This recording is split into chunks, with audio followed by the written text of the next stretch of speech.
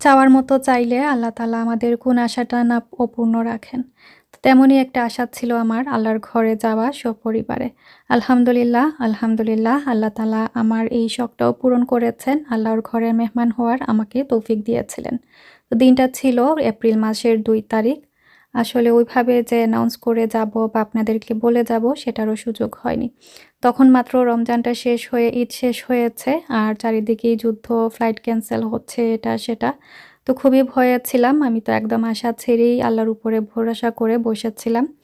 আর মনে, মনে অনেক বেশি মন খারাপ থাকলেও কেন যেন আল্লাহর উপরে ভরসা ছিল যেটা আল্লাহ আমার জন্য রেখেছেন সেটাই হবে। ওইভাবে যে কেনাকাটা করব সেটারও সুযোগ হয়নি। একদম কয়েকদিন আগেই আমাদের ফ্লাইটের আমাদের সবকিছু কনফার্ম হয়। তো একদিন শুধু বের হয়েছিলাম। বের হয়ে ছোটখাটো যেগুলা জিনিস লাগবে সেগুলাই কিনেছিলাম আর মেক্সিমাম শপিং অনলাইনেই সেরে নিয়েছিলাম। যেমন এই এহরামের কাপড়গুলো আমার বাচ্চাসহ হাসব্যান্ডের জন্য আমরা অনলাইন থেকেই নিয়ে এসেছিলাম। অ্যামাজনে কিন্তু খুব ভালো প্রাইসে এগুলো আপনারা পেয়ে যাবেন। আসলে আমার ওইভাবে কোনো ইনটেনশনও ছিল না তখন যে ব্লগ আকারে আপনাদের সাথে শেয়ার করব। বাট আমি চেষ্টা করেছি যে মানে একটা ইনফরমেশন আপনাদের সাথে শেয়ার করব ডিটেইলসে যেটা হয়তোবা অনেকেই আপনারা জানেন বাট এটা আমি জানতাম না। তো আমার কাছে এটা খুবই, খুবই ভালো লেগেছে। আমি ব্লগের একদম লাস্টের দিকে সেটা আপনাদের সাথে শেয়ার করব। আর অনলাইনেও কিন্তু ভালো, ভালো জিনিস পাওয়া যায়। যেমন বাচ্চাদের এহরামের কাপড় কোমরে কিন্তু ইলাস্টিক ওয়ালাটা পাওয়া যায়। যেহেতু ইজান ছোট, দিনও তেমন করে ওইটা সামলাতে পারবে না যে ২ পিসের থাকে। তো ইলাস্টিকওয়ালা থাকাতে ওরা দেখা গেছে যে আরামসে পড়তে পেরেছে। তো এটা ছিল আমাদের সকাল, সকাল মানে বের হওয়ার একটা পিকচার আমি নিয়েছিলাম। আর এই তো আমরা রওনা দিয়ে দিয়েছি। ওইদিন ছিল এপ্রিল মাসের ২ তারিখ। আমরা সকাল, সকালই বের হয়ে গেছি। কথা ছিল নাজিয়া আপা আমাদেরকে এয়ারপোর্টে ড্রপ অফ করবেন। বাট উনার হঠাৎ করেই শরীরটা এত খারাপ হয় তো আমি না করেছি যে না আসার জন্য। তো আমরা উবার কল করে চলে গিয়েছিলাম এয়ারপোর্টে।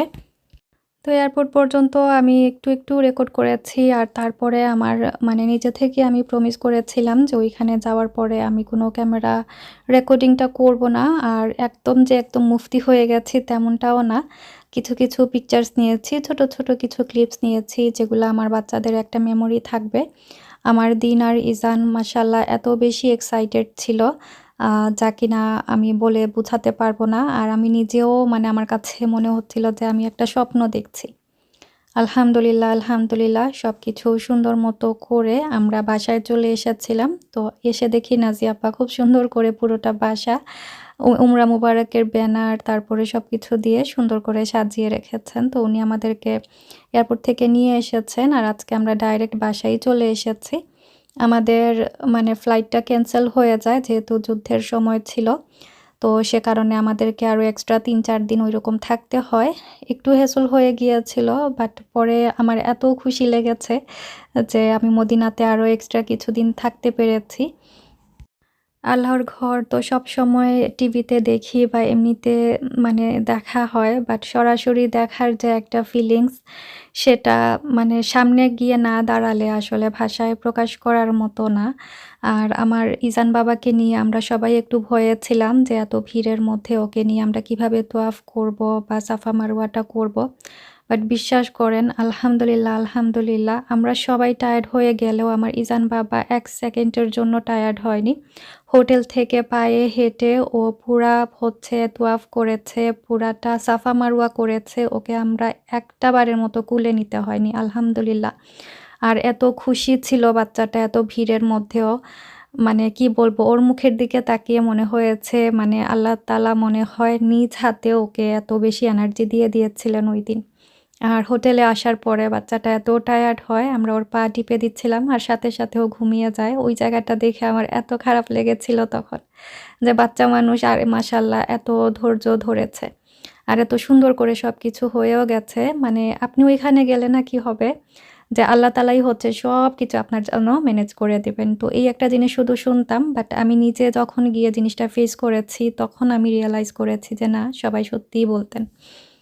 তো আলহামদুলিল্লাহ আমার দিন আর ইজান বাবা কিন্তু ২ টা উমরা করেছেন। ১ম টা তো আমরা হেঁটে করেছিলাম যেভাবে নরমালি করতে হয়।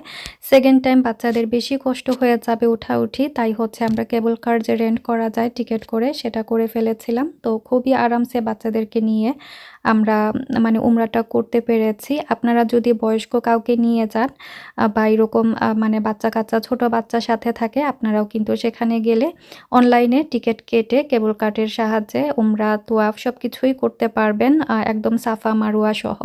তো এটা আমার কাছে অনেক বেশি ভালো লেগেছে বা সুবিধার মনে হয়েছে।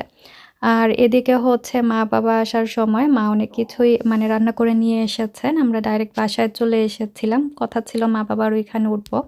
বাট আমাদের পরে তো ফ্লাইট ক্যানসেল হয়ে যায় যুদ্ধের কারণে। তো আরও ৩-৪ দিন আরকি এক্সট্রা থাকা পড়ে আমাদের মদিনাতে। তো এদিকে বাচ্চাদের স্কুলও খুলে গিয়েছিল। যেহেতু আমরা হলিডে টাইমে গিয়েছিলাম তখন স্কুল বন্ধ ছিল। আর যেহেতু ফ্লাইট ক্যানসেল হয় তো স্কুলও খুলে গেছে। সবকিছু একটু প্রবলেম হয়ে গিয়েছিল। ওর কাজেও একটু প্রবলেম ছিল। তো সবকিছুই সর্ট আউট হয়েছে আলহামদুলিল্লাহ। আর সেই সুযোগে আমাদেরও মদিনাতে এক্সট্রা কিছুদিন থাকা পড়ে যায়। মক্কা, মদিনা ওইগুলাতে আমরা জিয়ারা করেছিলাম। আর এই জিয়ারার জার্নিগুলো এত সুন্দর ছিল আর এত হার্ট টাচ করেছে।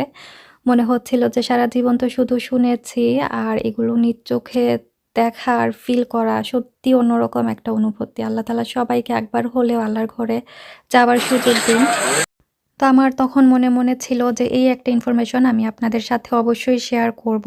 মক্কাতে আসলে ওইভাবে আমি ক্যামেরাটা আর অন করিনি বা যাই টুকটাক রেকর্ড করেছি ওইগুলো তো আর শেয়ার করতে পারছি না। বাট মদিনায় এসে আমার এই জিনিসটা মনে পড়েছে যে এই জিনিসটা আমি অবশ্যই আপনাদের সাথে শেয়ার করব। তো গেট নাম্বারটা আমি দেখিয়ে দেব। মদিনা 335 না 36 নাম্বার গেট দিয়ে বের হলেই আপনারা হচ্ছে এরকম ছোট, ছোট শপ পেয়ে যাবেন। আমি দোকানের নামটাও দেখিয়ে দেব।